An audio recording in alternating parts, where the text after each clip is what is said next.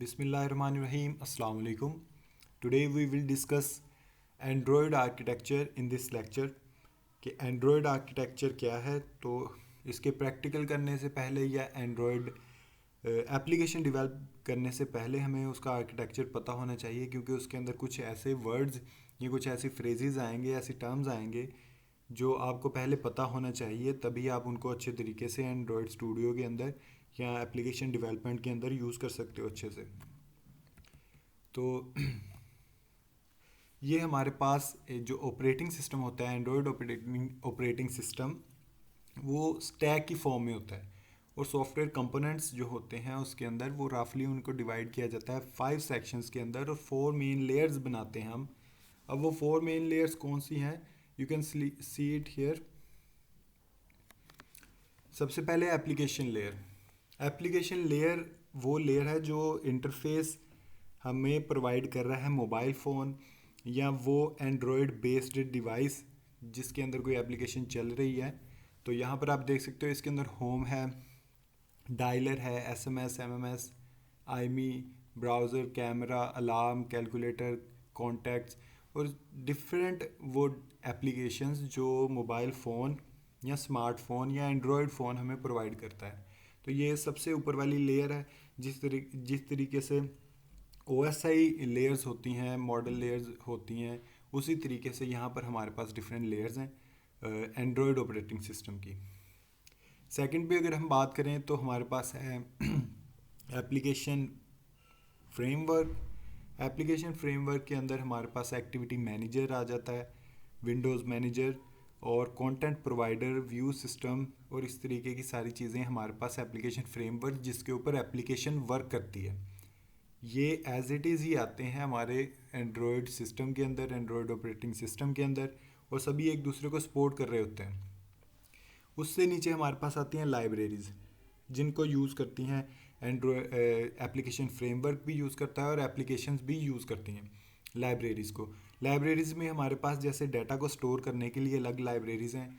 अगर हम C++ हमने यूज़ की थी, टर्बो C++ के अंदर क्या करते थे हम, लाइब्रेरीज़ ऐड करते थे ऊपर, हैशटैग इंक्लूड और उसके अंदर iostream.h, इस तरीके के हेडर्स हम इंक्लूड करते थे। उसका मतलब ये है कि हम अटैच कर रहे थे उस प्रोग्राम के साथ कुछ लाइब्रेरीज़ को, जबकि एंड्रॉयड जो ऑपरेटिंग सिस्टम है उसके अंदर बाय डिफ़ॉल्ट वो लाइब्रेरीज़ अटैच होंगी हमारी एप्लीकेशन के साथ, और इस तरीके से वो वर्क करेगा।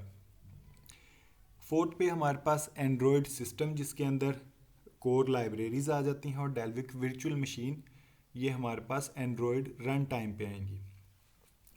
सबसे कोर या सबसे बेस जो चीज़ है वो रहेगी इसका लाइनक्स कर्नल, जो कि लाइनक्स कर्नल, चूँकि हमने पहले भी डिस्कस किया कि एंड्रॉयड ऑपरेटिंग सिस्टम लाइनक्स जो है ऑपरेटिंग सिस्टम से मिलता है और उसी की बेस पे वो वर्किंग करता है। तो यहाँ पे लाइनक्स कर्नल यूज़ होता है इसकी बेस कोर पे, जिसको जहाँ पर ड्राइवर जो होते हैं सारे इंस्टॉल्ड होते हैं और डिस्प्ले ड्राइवर को कंट्रोल करता है लाइनक्स कर्नल, कैमरा ड्राइवर को कंट्रोल करता है और ब्लूटूथ ड्राइवर, और ये जितनी भी उसके अंदर बिल्ट इन चीज़ें होती हैं, जैसे कीबोर्ड उसके अंदर ही है, USB या वाईफाई ड्राइवर, ऑडियो ड्राइवर, ये सारी चीज़ें हमारे मोबाइल फ़ोन के अंदर मौजूद होती हैं। और उनके ड्राइवर्स को, जैसे ऑपरेटिंग सिस्टम जब भी कोई हम इंस्टॉल करते हैं तो कीबोर्ड के लिए जो ड्राइवर है वो ऑपरेटिंग सिस्टम के अंदर ही मौजूद होता है, हमें वो अलग से इंस्टॉल नहीं करना पड़ता।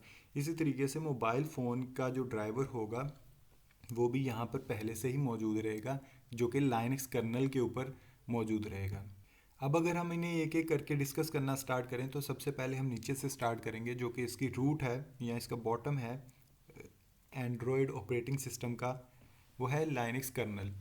लाइनक्स कर्नल के अंदर at the bottom of the layer is Linux. Linux 3.0 with approximately 115 patches के साथ ये यूज़ कर रहे हैं हम 3.6 लाइनक्स कर्नल एक एंड्रॉयड एप्लीकेशन या एंड्रॉयड ऑपरेटिंग सिस्टम के अंदर।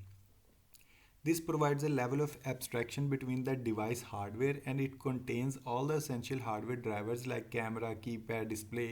जितने भी ड्राइवर्स एसेंशियल होते हैं एक ऑपरेटिंग सिस्टम के लिए वो सारे के सारे लाइनक्स कर्नल के अंदर मौजूद होते हैं, जिसके अंदर ड्राइवर्स आते हैं कैमरा के, कीपैड के, डिस्प्ले के, एट्सेट्रा। उसके अलावा कर्नल वो सारी चीज़ें हैंडल करेगा जिसमें लाइनक्स जो है वो रियली गुड है। वो क्या है, networking and vast array of device drivers का एरे, जैसे हमने ऊपर पिक्चर में देखा डिफरेंट डिवाइस ड्राइवर्स हैं, वो उनको हैंडल कर रहा है और उनकी नेटवर्किंग आपस में कम्युनिकेशन करवा रहा है सॉफ्टवेयर की और हार्डवेयर की, क्योंकि ये रिस्पॉन्सिबिलिटी होती है एक ऑपरेटिंग सिस्टम की। Which takes the pain out of interfacing the two peripheral hardwares. इससे हमें डायरेक्टली हार्डवेयर्स को ऑपरेट नहीं करना पड़ता या उनकी पेन नहीं लेनी पड़ती, वो सारी की सारी चीज़ें हैंडल करता है लाइनक्स कर्नल हमारा। नेक्स्ट हम बात करेंगे लाइब्रेरीज़ पे। लाइब्रेरीज़ लाइनक्स कर्नल के ऊपर ही रिलाई करता है और इसके अंदर वो तमाम open source web browser engine या वेब किट या वेल नोन लाइब्रेरीज़ इसके अंदर मौजूद होती हैं, जैसे कि लिबसी SQLite डेटाबेस के लिए इस्तेमाल की जाती है, विच is a very powerful repository for storage and sharing of application data. जो एप्लीकेशंस एक दूसरे को डाटा शेयर करती हैं, जैसे हमारे मोबाइल फ़ोन के अंदर गैलरी जो है एक अलग एप्लीकेशन है और अगर हम व्हाट्सएप पे कोई पिक्चर सेंड करते हैं तो वो गैलरी से हमें पिक्चर एक्सट्रैक्ट करवाता है और किसी इंटेंट के थ्रू हम वो चीज़ गेट करते हैं और गेट करके हम व्हाट्सएप पे वो चीज़ शेयर कर देते हैं, या इसी तरीके से फेसबुक पे अगर कहीं पे इंटरनेट पे हम अपलोड करते हैं तो वो दो एप्लीकेशंस के दरमियान कम्युनिकेट हो के वो चीज़ अपलोड की जाती है। इस तरीके से libraries to play and record audio और वीडियो रिकॉर्ड करने के लिए जो लाइब्रेरीज होंगी वो यहाँ पर रिलाई करेंगी कर्नल से ऊपर। SSL लाइब्रेरीज जो हैं वो रिस्पॉन्सिबल होती हैं इंटरनेट सिक्योरिटी के लिए। तो ये SSL है, जैसे हमारे पास वेब ब्राउज़र की अगर बात करें तो जो साइट्स SSL होंगी वो इंटरनेट सिक्योरिटी प्रोवाइड कर रही होंगी हमें, जो नहीं होंगी वो उसमें सिक्योरिटी ज़्यादा नहीं होगी। नेक्स्ट एंड्रॉयड लाइब्रेरीज़ हैं हमारे पास अब लाइब्रेरीज़ हमने ऊपर भी डिस्कस किया, लेकिन ये जो चीज़ है ये जावा बेस्ड लाइब्रेरीज़ की बात की जाएगी। इस पर एम्फसाइज़ किया जाएगा कि जावा बेस्ड लाइब्रेरीज़ क्या होती हैं, that are specified to android development, जो कि सिर्फ और सिर्फ एंड्रॉयड डेवलपमेंट के लिए ही यूज़ होती हैं। इसकी एग्जांपल है libraries in this category include the application framework libraries, जो हमने अभी ऊपर पिक्चर में देखा एप्लीकेशन फ्रेमवर्क था, उसके अंदर जो लाइब्रेरीज हैं in addition to those that facilitate, जो कि यूज़र इंटरफेस बिल्डिंग करने के लिए भी यूज़ की जाती हैं और एंड्रॉयड के अंदर, और ग्राफिक्स ड्राइंग के लिए इस्तेमाल की जाती हैं, डेटाबेस एक्सेस के लिए हम जो लाइब्रेरीज यूज़ करते हैं एंड्रॉयड, स्पेशली एंड्रॉयड डेवलपमेंट के लिए, वो इसके अंदर काउंट की जाएंगी। A summary of some key core Android libraries available to the Android developer is as following। एक Android developer के लिए कुछ ये following जो हैं लाइब्रेरीज़ वो मिलती हैं उसे। ये कुछ समरी उनकी बताई जा रही है यहाँ पर। Android.app या ऐप इसको बोल सकते हैं। एंड्रॉयड ऐप ये क्या करेगी, provide access to the application model and is the cornerstone of all android application model के लिए हमें एक्सेस प्रोवाइड करेगी। ये बहुत मेन और कोर बेस्ड जिसके ऊपर रिलाई कर रही होती है हमारी एंड्रॉयड एप्लीकेशन, ये वो लाइब्रेरी है। उसके अलावा हमारे पास Android.content, इसके अंदर क्या फैसिलिटेट कंटेंट, जितना भी कंटेंट जो हमारी पब्लिशिंग है या मैसेजिंग है between application and application components के दरमियान अगर कोई कम्युनिकेशन है उसके लिए रिस्पॉन्सिबल होगी। और इसके अलावा इंटर एप्लीकेशन जो कम्युनिकेशन है उसके लिए Android.content लाइब्रेरी इस्तेमाल होगी।